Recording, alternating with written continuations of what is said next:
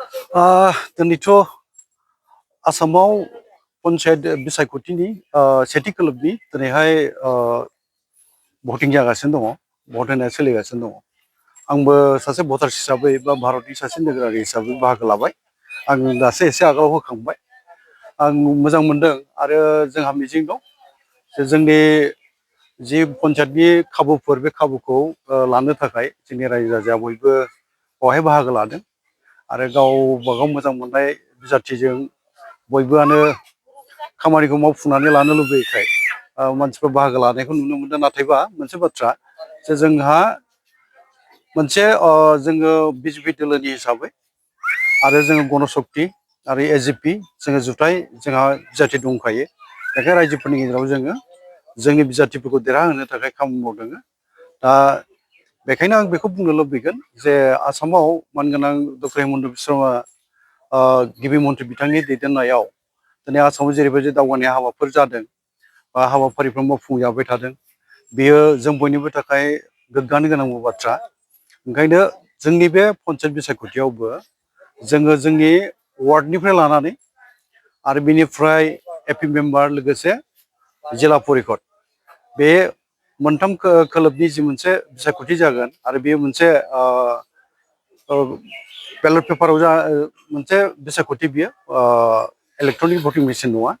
दा गांथाम ballot paper मोननाय जायो। बे गांथाम बेलेट पेपारखौ लानानै जोङो भटखौ होनांगौ जानायाव जोङो गुबैयैहाय जोंहा थोंजोङै एपि आरो जेडपिसिखौ जोङो बिजेपिनि जि मोनसे सिम्बल पदुमफुलनि सिन बा बर'फ्रा फामि बिबार होनो, बे सिनावहाय जोंहा भट थुनांगौ आरो वार्डआबो जोंनि माहारि आफादफोरजों सायख'जानाय थान्दैफोरखौ जोङो सायख'नानै जोङो देरहासार खालामनानै जोंनि मोननो गोनां खाबुफोर पन्सायती राजनि गेजेरजों बे खाबुफोरखौ जोङो लानो थाखाय बयबो साखाफारा जादों। गुबैयैहाय दिनै सिमेन्ट सापरि बे हायार सेकेन्डारियावहाय 517 मोनसे भट सेन्टार बियो। बावहाय आंनि भटआबो दङ, होखांबाय आङो। मोजां मोनो आरो रायजो राजा गासैखौबो आं खावलायनो लुबैगोन नैथि खोलोबा 7 अक्ट'आव जागोन। दिनै सेथि खोलोबनि जादों।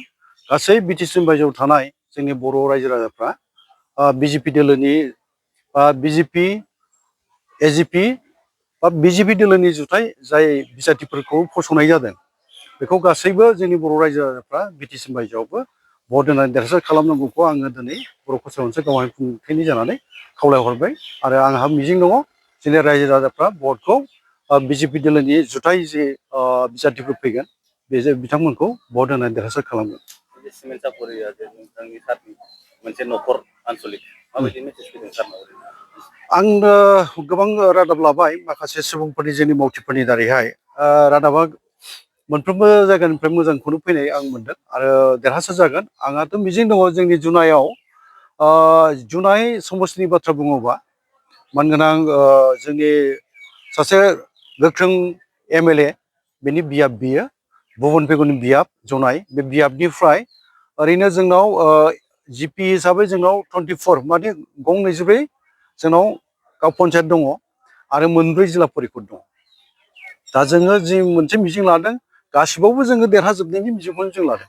जिल्ला परिषद 4आवबो जों देरहागोन आरो एपिनि जि मोनसे आनसलिक पन्सायत मेम्बारनि गं 24 जे पन्सायत दङ बेवहायबो जोङो देरहाजोबगोन बेखौ जों मिजिंथियो।